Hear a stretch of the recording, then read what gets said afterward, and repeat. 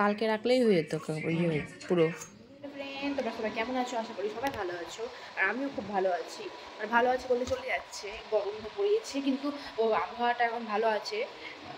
বৃষ্টি তো হচ্ছে, টুকটাক করে বৃষ্টি হচ্ছে, এতটা না আজকে রোদ উঠে গেছে সকাল সকাল।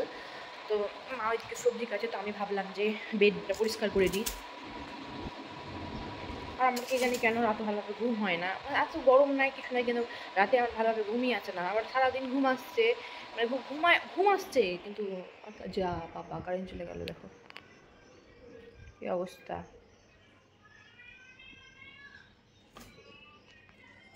তো আজকে সবজি করব, আজ কিছু আমি করবো না, ওই পটল আলু ভাজা করবো, আর ডাল, আর পাবদা মাছ আছে, পাবদা মাছটা হবে আজকে।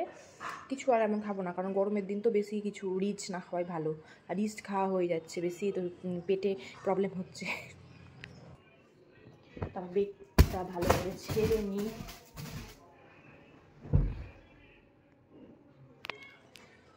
পাঁচ বালিশের খোল মানে আমাকে খুলতে যেটুকু বিরক্ত লাগে, তার থেকে আমাকে পাঁচ বালিশের খোল ভরতে গিয়ে এত বিরক্ত লাগে। আমার পাঁচ বালিশের খোল তার জন্য সহজে খুলি না, আমাকে এত বিরক্ত লাগে। দিয়ে চাদর কালকে সব চেঞ্জ করা হয়ে গেছে, এই তো চাদর চেঞ্জ করা হয়ে গেছে। এখন তো বেডটা ঝেড়ে নেবো, তাহলেই হবে। আর সকাল সকাল রোদ উঠে গেছে আজকে, আজ বোধহয় বৃষ্টি হবে না, মানে গরমও নিশ্চয়ই তাহলে ভালোই পড়বে যখন বৃষ্টি হবে না তখন।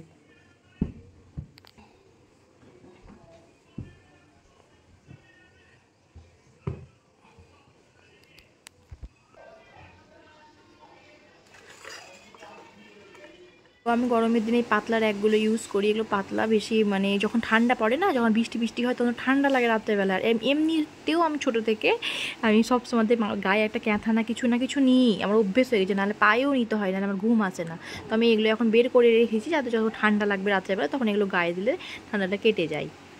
আমার বেডের এখানে একটা মানে ডিজাইনের মতো করা আছে, ওখানে সব কিছু ভরা যায়, ওইটা দেখেই নিয়েছিলাম। ভালো লাগছিলো দেখতে যখন খাটটা নিয়ে, সবাই বলে যে তোর বেডটা খুবই ভালো লাগে দেখতে। আর আমার পুরো বেডের সামনেটা পুরো লাইটিং করা, কিন্তু আমার ফিট করা হয়নি। ছেড়ে দিচ্ছি, কালকে রাখলেই হয়ে যেত পুরো। হ্যাঁ, শশাগুলো খেয়ে নিতে হবে। আচ্ছা শশা আছে, খেলিস আলু দিয়ে, আর আলু তো লাগবে, হবে ওতে। পটলগুলো না ফ্রিজে 2 দিন মানে হলো কেনা, তো দেখছি লাল হয়ে গেছে, ওটাই মা বলছে দেখ লাল হয়ে গেছে, মানে ওপরটায় লাল হয়েছে, ভেতরটা সবই ভালো আছে। তো আমি বললাম এক কাজ করো, আমার তো ভাজা খাওয়ার জন্য ইচ্ছে করছিলো, যে আলু দিয়ে ভাজা অনেকদিন খাওয়া হয়নি, তো আলু দিয়ে ভাজাই পটলটা হলো। তো আজকে ডাল হবে, আলু হবে, আর বললাম না পাবদা মাছ আছে, ওগুলোই করবে আজকে আর কিছু খাবো না। মাংস তো এখানে অনেক বড় বড় তাক, কিন্তু খুব খারাপ লাগে দেখতে বলে এখানে একটা পর্দা মোটামুটিভাবে টাঙিয়ে, যাতে খারাপ না লাগে। আর আমি বেডটা ঝেড়ে নিই।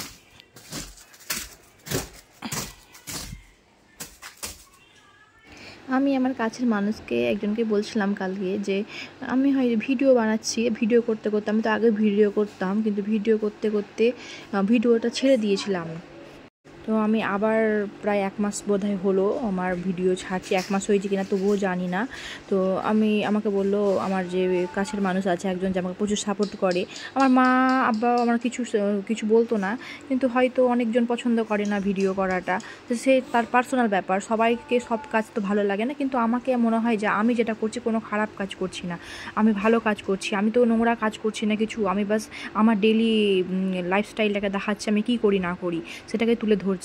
কিন্তু আমি তাকে বলছিলাম যে আমি ভিডিও করছি, আমার ভিউজ হয়তো আসবে না, তো আমাকে বলছিল আমি যখন 1 বছর আগে ভিডিও করতাম, দিয়ে মাঝে ছেড়ে দিয়েছিলাম, যখন প্রায় 1 বছর ভিডিও করিনি, মানে আমার বাবা মারা যাওয়ার পরে, দিয়ে আমি কদিন থেকে ভিডিও করতে শুরু করলাম, কারণ ও বললো যে তুমি ভিডিও কেন করছো না, তুমি ইনস্টাগ্রামে ভিডিও ডাউনলোড করছো, কী করছো, ওতে কিছু হবে না, তুমি তার থেকে ইউটিউবে ভিডিও ছাড়ো, ইউটিউবে ভিডিও ছাড়লে তাতে আস্তে আস্তে ঠিক ভিউজ হবে, ভিডিও কন্টিনিউ প্রতিদিন ছাড়বে, 2টো করে ভিডিও ছাড়বে, বড় ব্লগ ছাড়বে, আস্তে আস্তে ঠিক ভিউজ হবে।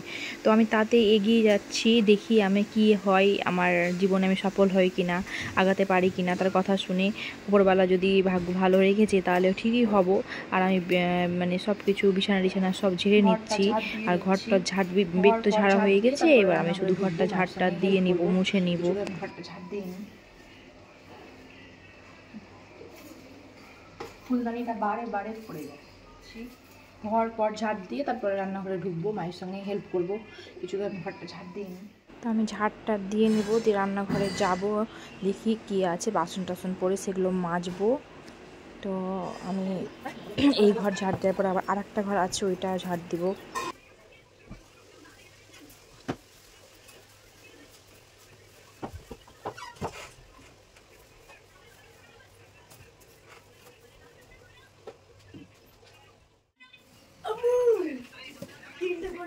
আর একটা ঘর পরিষ্কার করতে চলে এসেছি, একটা ঘর ঝাড় দেওয়া হয়ে গেল, মুছতে তো এখনও বাকি আছে।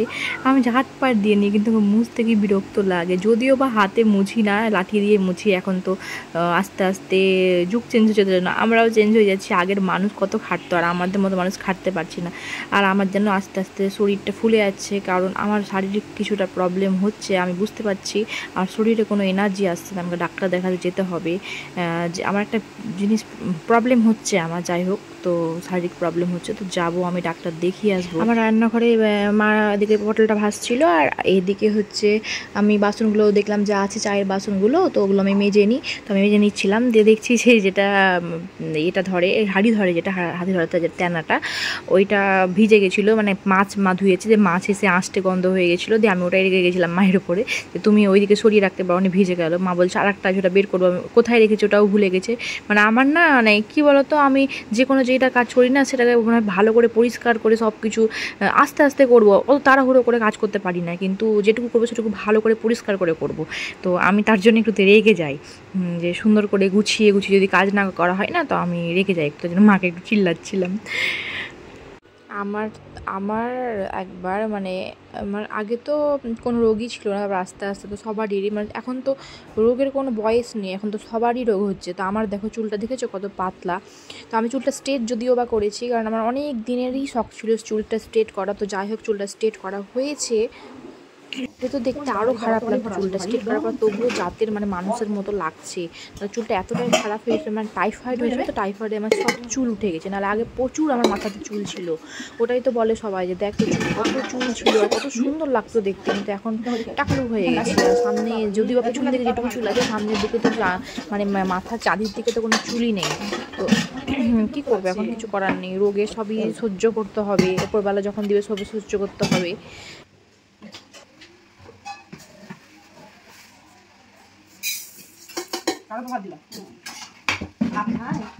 জানি না, আমি রাতে লেট করবো।